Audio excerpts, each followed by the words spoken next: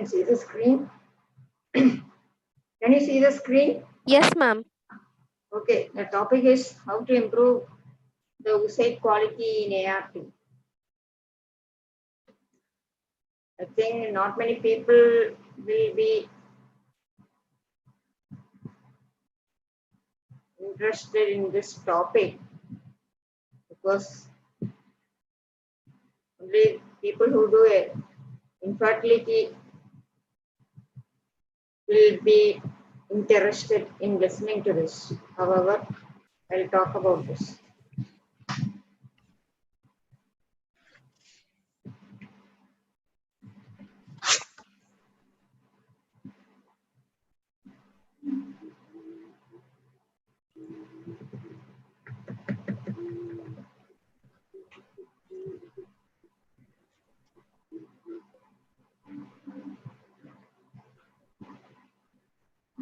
Just a minute, I'm not able to change this slide.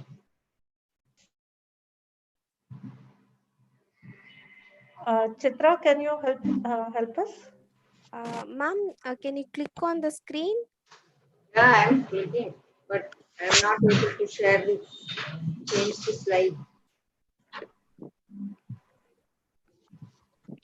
Now it is moving, ma'am. It is moving. Okay.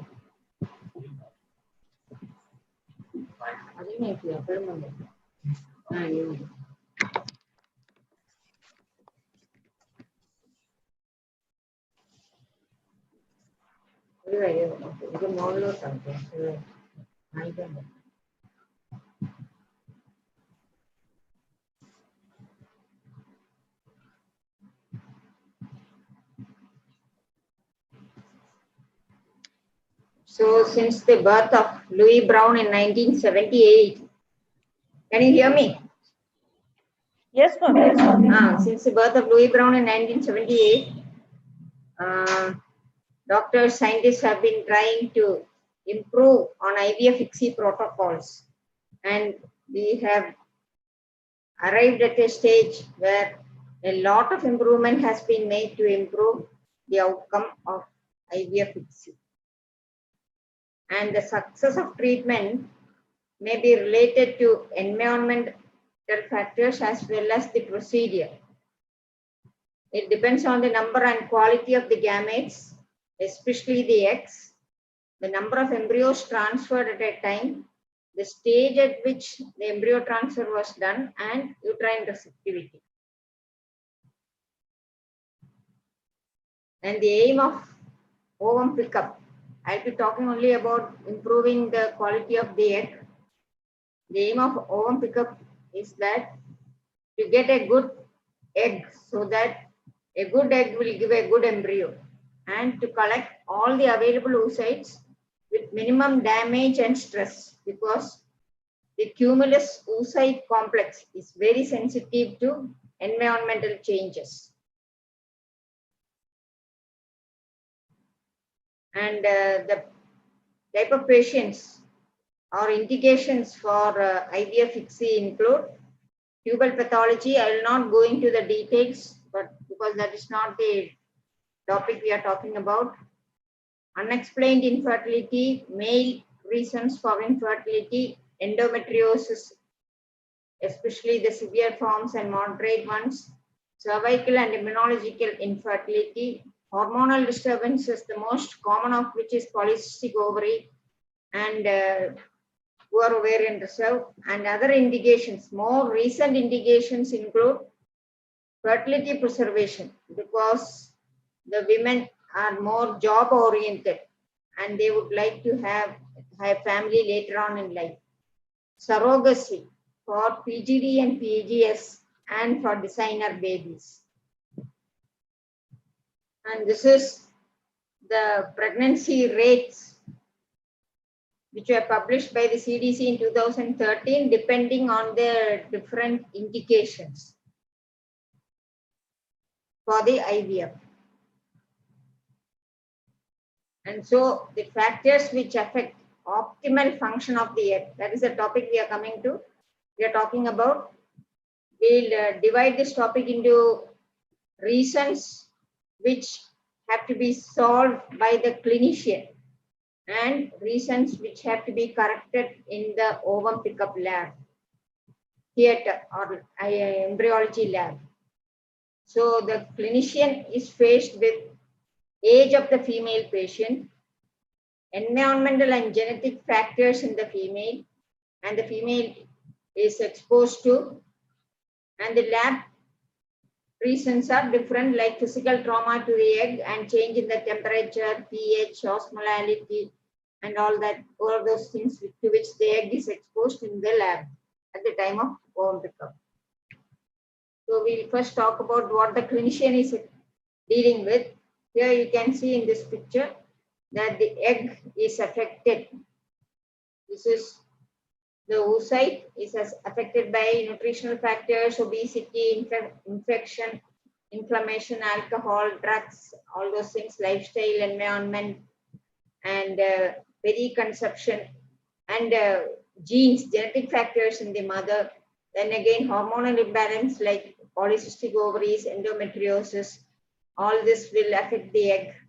And this egg will give rise to the embryo, which is affected by periconception events, and give rise to a child which grows into the adult, and the adult is again exposed. Is also the egg of the adult is also exposed to similar problems. Here you can see how the age affects fertility. In a woman less than 30 years, the chance to conceive within 1 year is 85%. As age advances, you can see that the conception rate per year decreases, reaching up to 44% at 40 years. The fecundity of the woman decreases gradually but significantly, approximately at 32 years. And after 37 years, there's a rapid decrease in fecundity. And remember that there is a difference between physiological and premature menopause, because if a woman with a poor ovarian reserve, if she is young, the egg quality will be better, even though the number will be poor. Whereas a woman nearing menopause, nearing 40 or advanced age, she will have, even if she gets sex, she will have a higher rate of miscarriage and increased incidence of congenital anomalies, because the quality of the eggs will be poor. When coming to environmental factors, the environmental pollutants adversely affect outcome of ART. So we should ask all patients their occupation and whether they are exposed to EDCs or endocrine disrupting chemicals like bisphenols, phthalates, insecticides. The mechanism of action of EDCs are they directly or indirectly. They can mimic, antagonize, stimulate, alter, or displace the natural hormones in the ovary. They can cause direct damage to the cell membrane or intracellular components, causing tissue injury. And they also cause incomplete development of DNA repair mechanisms, incomplete development of detoxification enzymes, and blood-brain barrier. And this can exacerbate a chemical's effect on the fetus. Here is a chart which shows, table which shows how these chemicals affect female infertility. It also shows how it affects male, but the female part you can see that the chemicals which are involved, which has been mentioned in this table, are bisphenols, fluorinated hydrocarbons, disinfection by products, ethylene oxide, glycol, ethers, heavy metals, pesticides, phthalates, solvents, and cigarette smoke. And you can see that almost all of this is affecting the female reproductive system, and including oocyte and fetus. It also causes early menopause. Some of these chemicals also cause early menopause. They cause infertility and pregnancy losses, fetal anomalies, apart from early menopause. Then coming to diet and nutrition, Folic acid, adequate folate levels are important for oocyte quality, maturation, fertilization, and implantation. So a normal woman needs only 500 microgram of folic acid, whereas a woman who comes in the high risk group, like recurrent pregnancy loss or aging woman, you give her 5 milligram daily and start it 2 months, at least 2 months before she plans a pregnancy. Vitamin D deficiency it has been found that D deficiency can cause poor IVF outcome and also is a trigger for polycystic ovary syndrome. Zinc deficiency causes abnormal ovulation. Apoptosis is essential for regulation of follicle atresia, degeneration of the corpus luteum, and shedding of the endometrium, and this is influenced by both folate and zinc. B complex is necessary for DNA synthesis in the developing oocytes. Vitamin A can control oocyte quality and blastogenesis. Iodine, the woman needs at least 150 microgram per day of iodine and start this 1 month before conception, because iodine deficiency can cause thyroid abnormalities which lead to infertility and abortions and poor IVF outcome. Caffeine, a consumption below 200 to 300 milligram per day is allowed, but not more. Fish, avoid those which are high in mercury. These large fish, they will be high in mercury because they have a longer life. So you better advise the lady to have only small sized fish. Smoking, both active and passive. This can affect all stages of folliculogenesis, steroidogenesis, embryo transport, endometrial receptivity, endometrial angiogenesis, uterine blood flow, uterine myometry. And alcohol, heavy alcohol use can diminish ovarian reserve and fecundability. Female obesity is associated with poor pregnancy outcome and has adverse effect on the egg as well as the embryo. Illicit drugs like marijuana, it increases female infertility. Cocaine impairs ovarian responsiveness. Heroin, methadone, all this will affect reproduction, female reproduction. We are talking about female reproduction. And actually methadone is a drug which is given for detoxification, de-addiction. And the person can get addicted to that, and which will affect the fertility potential. Anabolic steroids, especially taken by sports women, they cause clitoromegaly, menstrual alterations, delayed menarche, oligo and amenorrhea, and anovulation. Exercise, high intensity physical activity has a negative effect on human female fertility. Stress, psychosocial stress leads to negative reproductive outcome, including IVF therapies. STDs, both bacterial and viral infections of the reproductive tract, can influence immune and inflammatory parameters. They impede periconception events and reduce fertility. Like chlamydia and things and diseases like that can cause tubal block and again affect fertility. That is very well known to every gynecologist. Occupational factors, dysregulation of the circadian rhythm, like when a person has to take multiple night shifts, this dysregulation of the circadian rhythm occurs, and this will lead to increased adverse consequences at each step of reproduction. So we'll come to the management of the factors which are seen by the clinician. So we were talking about age first. So the drug of choice.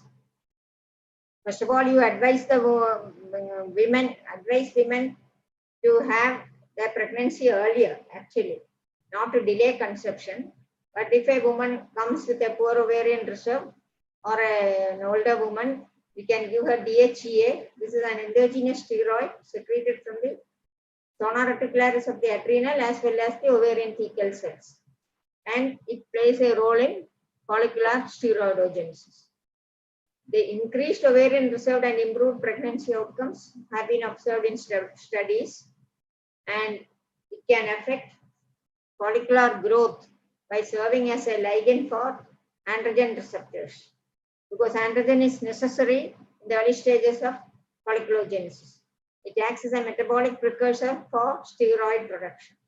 It mediates an increase in the insulin-like growth factor 1 production, and it improves live birth rate even in patients with a normal ovarian reserve, not only in women with poor reserve, even in women with normal reserve. And the doses, the 75 milligram usually given at bedtime. Then myoinositols and melatonin. Of this, myoinositols are commonly used nowadays, but melatonin has been used very scarcely, and there are only studies with melatonin. Melatonin is has an antioxidant effect, and it is useful during ovulation and oocyte incubation. These are the two occasions where there's a high level of oxidative stress. Melatonin is actually a hormone which is secreted by the pineal body. It is also present in the follicular fluid as well as inside the oocyte. And the function of melatonin is to remove the reactive oxygen species, or all the mitochondrial trash. That is what it is called. When mitochondrial division occurs, there's a lot of oxygen radicals produced, and reactive oxygen species, the function of melatonin is to remove it. Myoinositol has not been used. I've only read about it in journals. No, I've never used it. Myoinositol is an important in cellular structure and in cellular signaling pathways. When given together for treatment, it is supposed to improve IVF results compared with melatonin alone or myoinositol alone. And melatonin, the dose mentioned in the journals are up to 5 milligram daily, but should not be given more than 2 months, 8 weeks. And again, melatonin should be stopped if the woman becomes pregnant during that time. Then coming to management of lifestyle influences, environmental factors, we must assess the genetic and lifestyle influences on reproduction, do a genetic study on the women, especially if she is having a repeated pregnancy loss. And women must be encouraged to receive adequate nutrition through consumption of healthy, balanced diet, and have an interventional protocol to minimize their detrimental effect. They should be asked to take folic acid. I had mentioned it earlier, 500 microgram for a normal woman, 5 milligram in high-risk women. They should take it 2 months at least, 1 or 2 months before planning conception. Then sufficient vitamin A in the oocyte is necessary for oocyte quality and blastogenesis. Usually the daily requirement is 5,000 units per day, and usually we get it from dairy food, oily fish, poultry, fruits, vegetables. So we do not usually replace vitamin A if the woman is having a normal diet.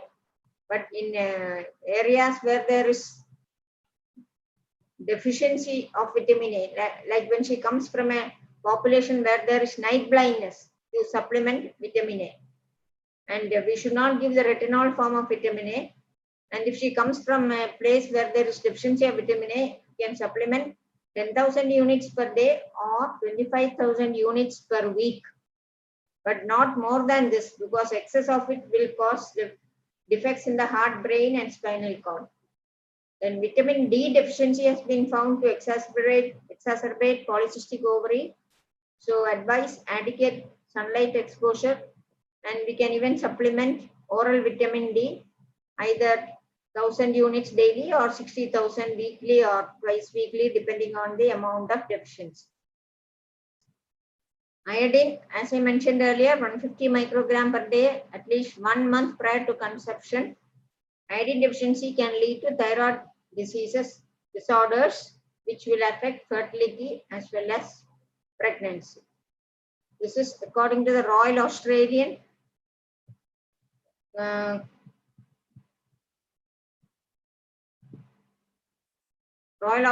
Clinics for General Practitioners.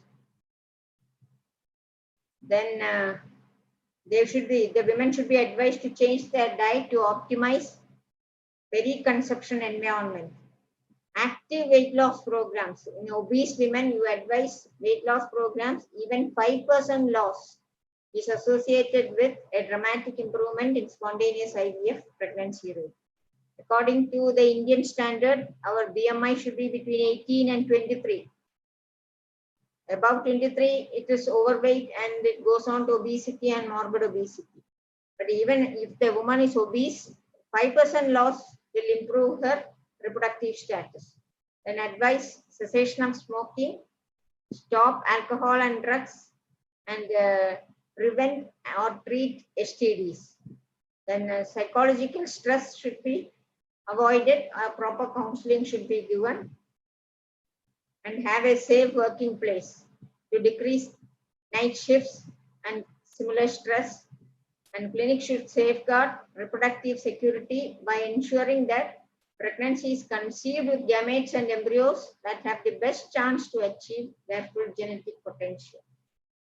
So this is what I have told you so far, is what the clinician can do when the woman comes to the OP. Now coming to the part which has to be managed in the theatre and embryology lab is the first human pregnancy using IVF was achieved using laparotomy. That was in 1973. Then again, it was Steptoe and Edwards and Berger et al. Who started laparoscopic retrieval of oocytes. And later on in the late 1980s or mid 1980s, laparoscopy was abandoned for transvaginal route. And this was done after the pioneering work of Susan Lenz in Copenhagen. And so now ovum retrieval is 99% done through the vagina, transvaginal ovum retrieval, unless the ovaries are pulled up so much that you have to go for a laparoscopic approach. Now, initially, how is the vagina cleaned? Usually, the vagina is cleaned using normal saline.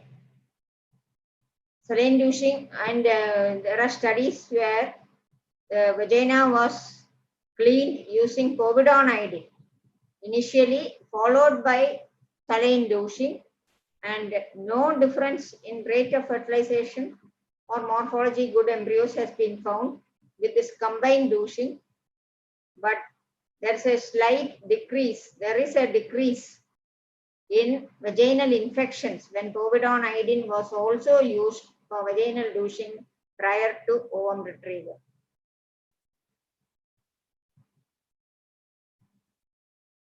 The pH, the intracellular pH of the human oocyte is 7 to 7.1. pH fluctuation affects protein synthesis, metabolism, mitochondrial function, and cytoskeletal regulation of the oocyte. The human oocytes and embryos are unable to regulate acid shock at any stage of development until the blastocyst stage. So saline should never be used for follicular flushing. I know some centers where they use saline for follicular flushing. It should never be used because saline has a pH of 5.5, which is acidic. And the oocytes and embryos cannot stand acid shock until they become blastocysts. So the best thing to use for follicular flushing is Hepis buffer, which has a pH of 7.3 to 7.5. It contains non-essential amino acids which maintain homeostasis with COC. Non-essential amino acids regulate the pH and they protect this cumulus oocyte complex. Serum albumin should not be used because it causes frothing and foaming and air bubbles, and these bubbles are harmful to the oocyte. Coming to osmolality, changes in the osmolality causes shrinkage or swelling of the oocyte. As osmolality increases, oocytes and fertilized embryos fail to develop. Amino acids like glutamine and glycine help in osmoregulation and normal cell development. Therefore, the aspirated oocyte should be in osmotically appropriate medium. Now coming to suction and suction pressure, the pressure used for suction. The maximum flow achieved when pressure was at a steady state. Maximum flow. The pressure should not fluctuate. It should be steady. If air is also sucked into the system, frothing will occur, which will harm the oocyte. This occurs when vacuum is applied after the needle enters the follicle. If the pressure is deactivated, that is, you stop the pressure while the needle is still in the follicle, what happens? The pressure within the needle and the collecting tube will drop, and this causes backflow of the aspirated fluid towards the follicle, and you may lose the oocyte. The amount of backflow depends on how much air enters the system and how much higher the collecting tube is above the patient's pelvis. Then again, the vacuum profiles within the aspiration system, pressure within the follicle depends on the size, that is the maturity, shape and position of the follicle. As the size of the follicle increases, the internal pressure increases. When the needle presses on the follicle, naturally the pressure inside the follicle will rise. If the needle is blunt, the rise in pressure will be more.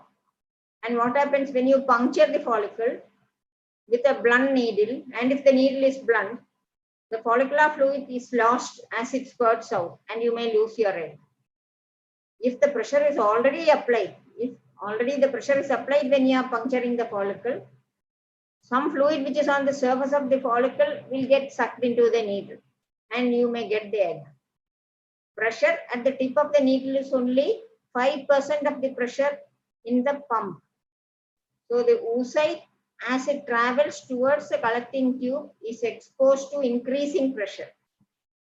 And if it is too much, the excessive pressure will cause the ovum to swell and the zona may crack.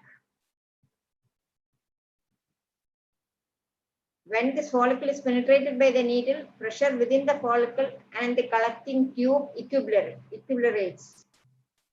When suction pressure is reduced, as I mentioned earlier, if you reduce the pressure at this stage, there is backflow of fluid into the follicle and you may lose the egg. If the needle is withdrawn while the suction is being applied, there is a sudden change in pressure at the needle tip from the high vacuum to atmospheric pressure. And this causes a rapid surge of fluid into the collecting tube. And if the oocyte at this time is at the terminal portion of the fluid, it will be subjected to increased speed and turbulence and loss of cumulus mass and fracture of the zona pellucida. And damage within the follicle during aspiration, the oocyte accelerates. Actually, it is resting in the wall of the follicle. When we are aspirating, it has to move from the resting state to a velocity of the fluid within the follicle. If this velocity is too rapid, the cumulus will get stripped off. If the pressure is too rapid, smaller the follicle, we need a higher pressure to get it detached from the follicular wall. This is what is used in IVF because we are aspirating small follicles, you will need a higher pressure. High velocity flow will strip the cumulus from the oocyte if the suction pressure is too much. The difference in pressure in the center of the needle compared to the periphery causes dragging of the outer layer of the cumulus and damage to the oocyte.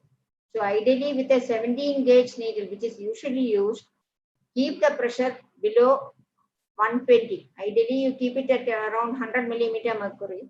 Anyway, never above 120. And turbulence also damages the oocyte, causing stripping of the cumulus or fracturing the zona. The needle. There are single lumen needles and double lumen needles. Double lumen needles are needed when flushing is required. Actually, there is no improvement in outcome with respect to oocyte number collected, clinical pregnancy rate, or live birth rate, whichever needle you use. There are different needle diameters, 17 gauge usually used, or there are 19 gauge needles. But as the needle becomes smaller, the procedure time gets prolonged. Technique of oocyte retrieval, flushing. You can do it either by flushing each follicle or with a rapid oocyte collection alone without flushing. Most of the oocytes can be recovered just by aspirating without flushing. Follicular flushing offers no benefit to oocyte yield, fertilization rate, or pregnancy rate in normal and poor responding patients. But in women who are undergoing natural cycle IVF or minimal stimulation IVF, follicular flushing may yield more mature oocytes. With follicular flushing, the operating time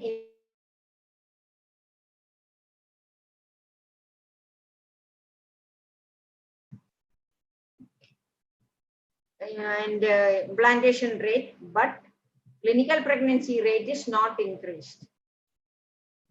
The flushing requires, when you want to flush, you have to use a double lumen needle. Only then you can flush.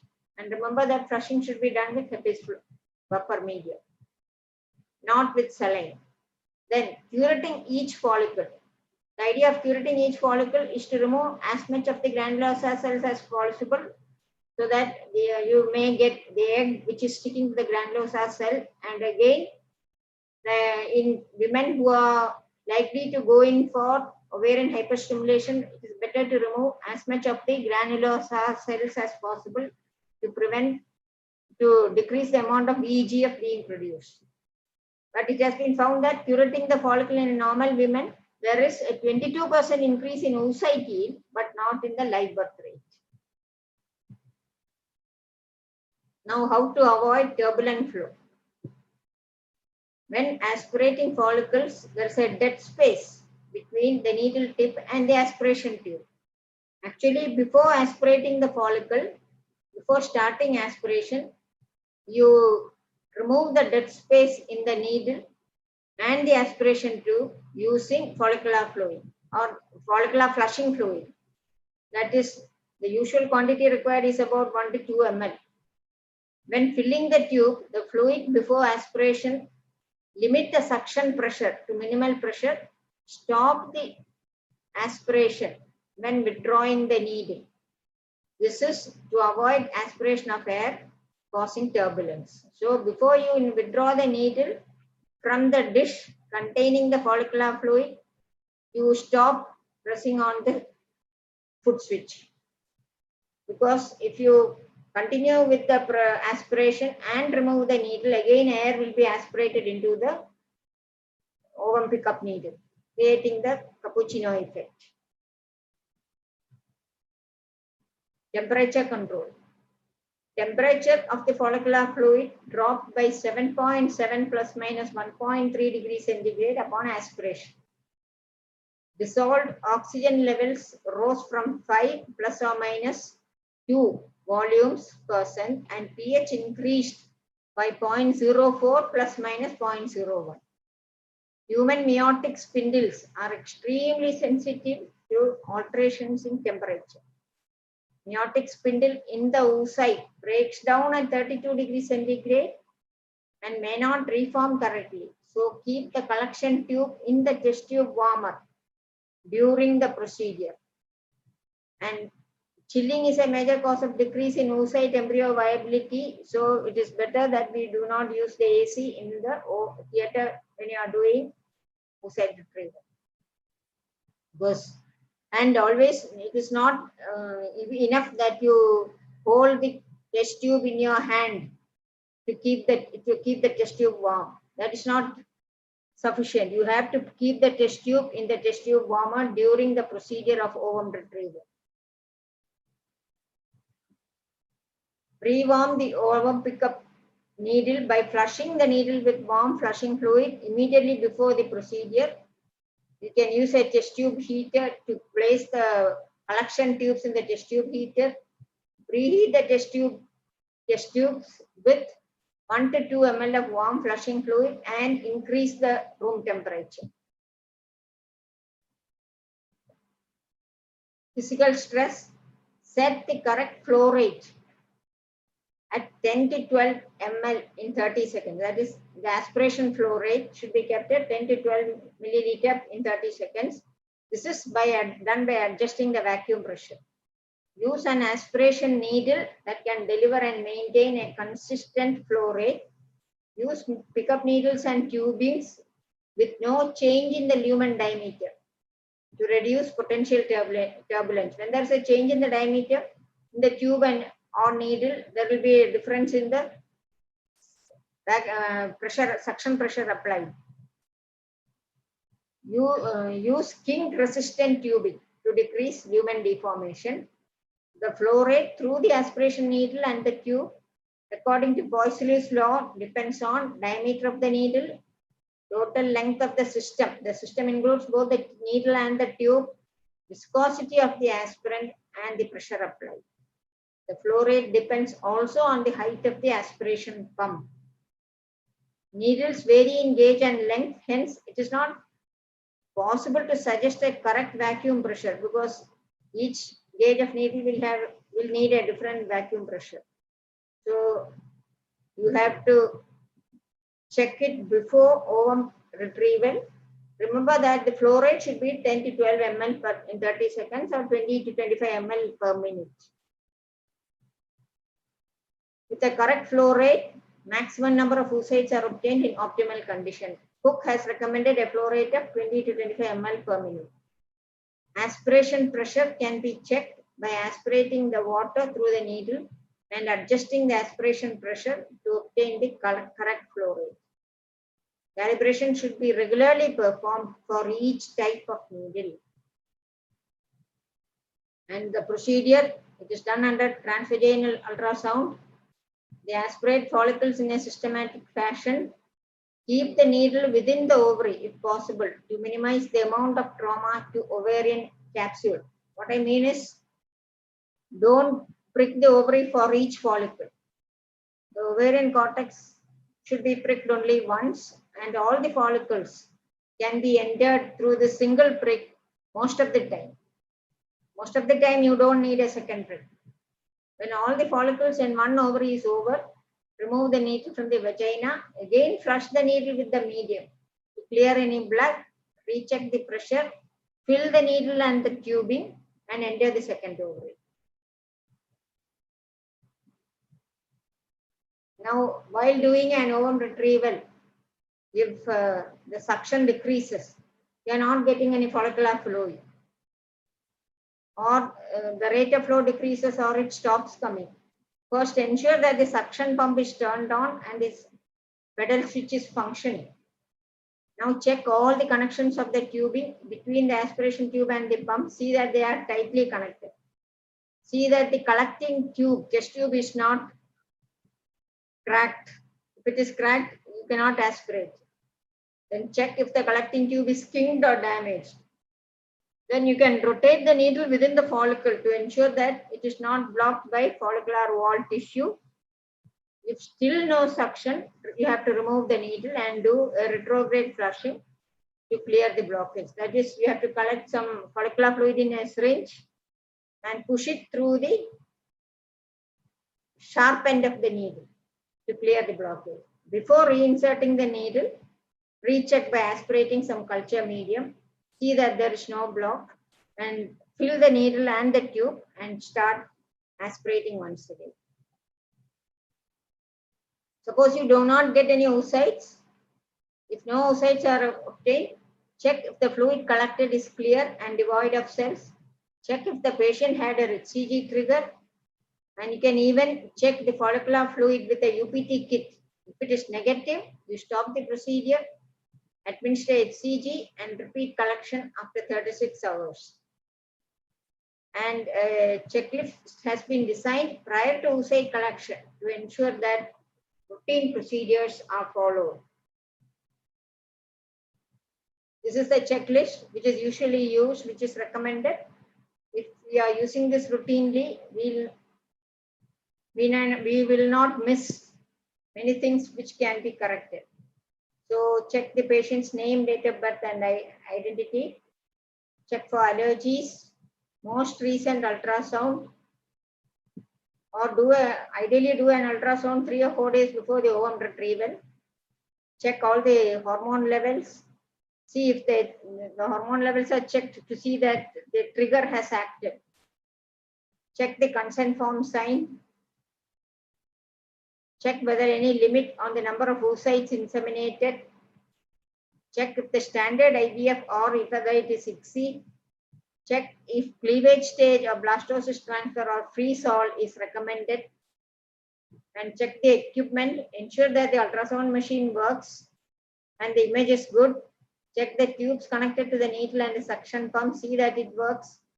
See that there is no crack in the collecting tube. And decide earlier whether you are going to use a single or double lumen needle. See that the suction is working and adjust the pressure. Fill the tube with media before starting the procedure. And during the procedure, double check the patient's identity and name on the collection tube. Proceed with collection. Complete the notes. Inform the patient the number of eggs which has been collected, and also contact the partner with the outcome.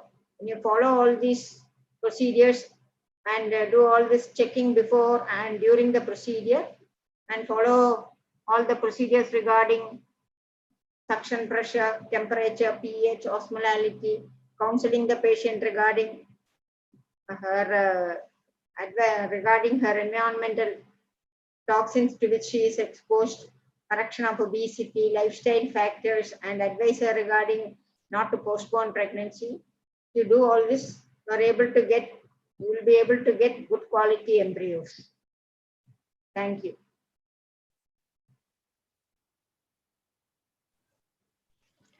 Thank you, ma'am. Thank you very much. Thank you. Especially you have focused on the various techniques involved, so that was really good, and I hope the doctors will be benefited, participants will be benefited. Ma'am, if you allow me, then if there are any questions in the chat box, then I will read out to those questions. Okay. And you can answer the queries. So I'll just wait for a couple of minutes for the questions.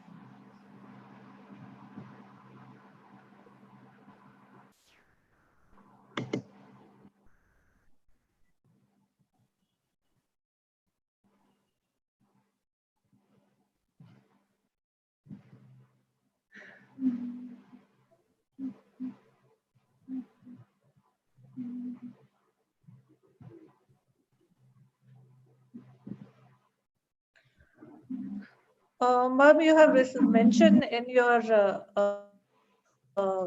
presentation that you have recently started using MYOINOSITOL, and it definitely gives good results. Ma'am, if possible, can you add a few information about the usage of MYOINOSITOL? MYOINOSITOL gives good quality eggs. We have been routinely using it for polycystic ovaries. Even if, for a poor responder or an aging female, giving MYOINOSITOL will improve the quality of the eggs which have been retrieved.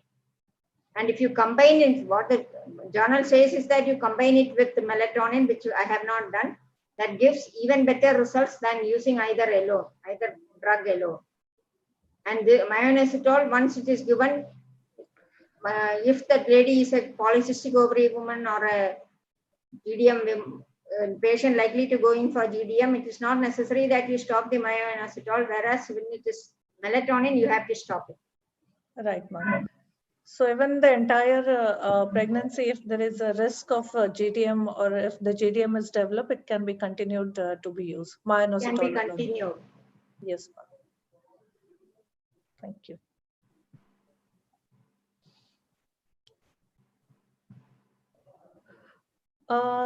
There is a question, ma'am. Is there a minimum number of oocytes to be retrieved for IVF? Minimum number, ideally we would like to retrieve at least 8 to 10 eggs, ideally.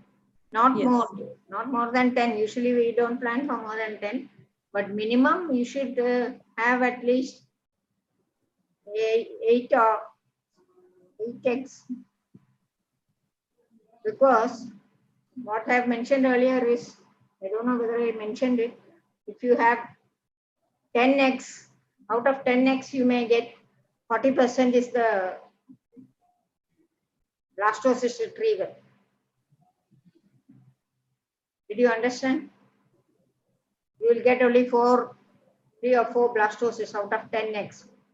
Not more than 5. It's 30 to 50%. 30 to 50% of eggs give rise to blastocyst. So if you get 10 eggs, you may get 4 or 5 blastocysts. We can do a double transfer. We can freeze half of it and do a transfer. If it is less than 10, then again the number of blastocysts retrieved will be even less. But if it is more than 10 or 12, they may go in for ovarian hyperstimulation. So we usually plan for 8 to 10 eggs. Right, ma'am. Thank you.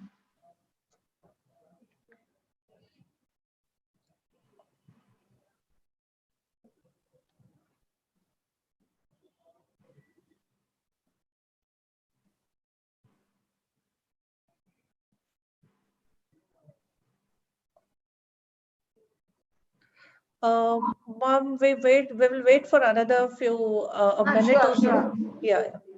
Actually, there are 4 or 5 webinars going on in Kerala itself now. Okay, but this was a very interesting and nice topic. So. And actually, this topic may not be interesting to everyone. That is the problem. Okay, ma'am. So those who are working in IVF or doing IVF Yes. related work, yes, I understand, ma'am. I totally agree.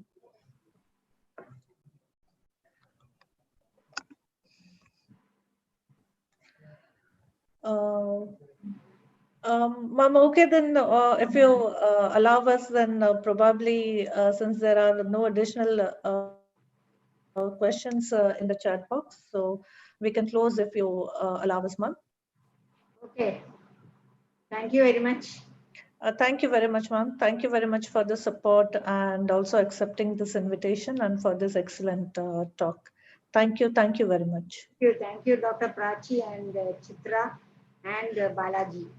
Yes, yes, ma'am. Yes, thank you. Thank you very much.